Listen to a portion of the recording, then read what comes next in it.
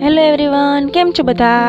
આજે આપણે બનાવવાની છે દૂધી અને ચણાની દાળનું શાક, જે ખાવામાં ખૂબ જ હેલ્ધી અને ટેસ્ટી છે અને કાઠિયાવાડી સબ્જી છે, જેને સિમ્પલ રીતે કેવી રીતે બનાવી શકાય આજે આપણે જોવાનું છે. એના માટે મેં નાની વાટકી જેટલી ચણાની દાળ છે એ 2 થી 3 કલાક માટે સાદા પાણીમાં પલાળેલી હતી, અને એક મીડિયમ સાઇઝની દૂધી છે એ મેં લઈ લીધી છે.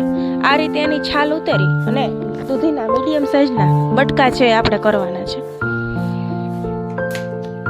મિત્રો, મારા રેસીપીના વિડીયો તમને ગમતા હોય તો એને લાઈક કરો અને શેર કરો અને કોમેન્ટ કરો, અને મારા નેક્સ્ટ વિડીયો જોવા માટે યુટ્યુબમાં મારી ચેનલ છે જાનકી દેદ્રોજા, એને સબસ્ક્રાઈબ કરો. થેન્ક યુ મિત્રો.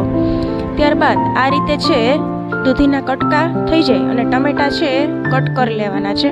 બે સબ્જી છે સારી રીતે કટ થઈ જાય પછી રસોડાના જે રેગ્યુલર મસાલા છે આમાં વઘાર માટે લેવાના છે, જેમાં લાલ મરચું પાવડર, હળદર પાવડર, હિંગ, રાઈ, જીરું, મેથી, પછી તેલ, આ બધી વસ્તુ છે એકઠી કરી ગેસ સ્ટવ છે ચાલુ કરી કુકર મૂકી એમાં 4 પાવરા જેટલું છે તેલ એમાં એડ કરવાનું છે. ગેસની ફ્લેમ છે મીડિયમ રાખવાની.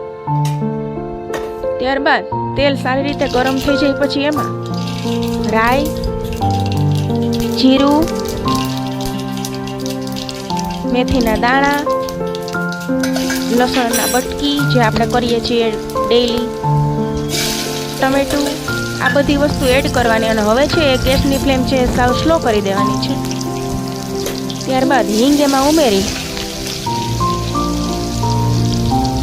અડધી ચમચી જેટલો એમાં હળદરનો પાવડર ઉમેરવાનો છે, અને જે સબ્જી આપણે કાપેલી હતી દૂધી, એ દૂધી છે એમાં એડ કરી દેવાની.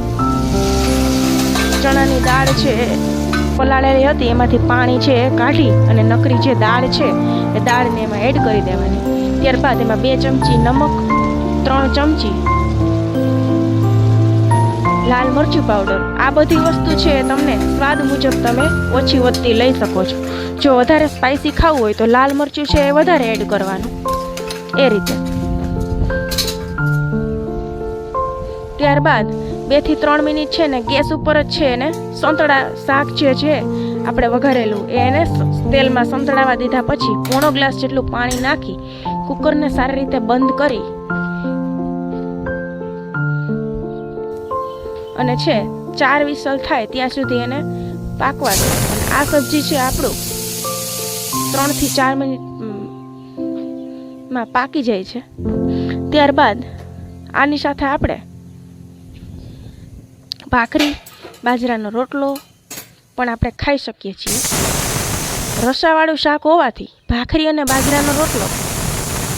બાજરાના રોટલાને ચૂરમું કરી અને સબ્જી નાખીને ખાવાની ખૂબ જ મજા આવે છે. ત્યારબાદ આપણું સબ્જી છે રેડી થઈ ગયું છે. આવો મિત્રો જમવા. મારું આજનું મેનુ છે રોટલી, દૂધી દાળનું શાક, સ્વીટમાં જલેબી, પાપડ,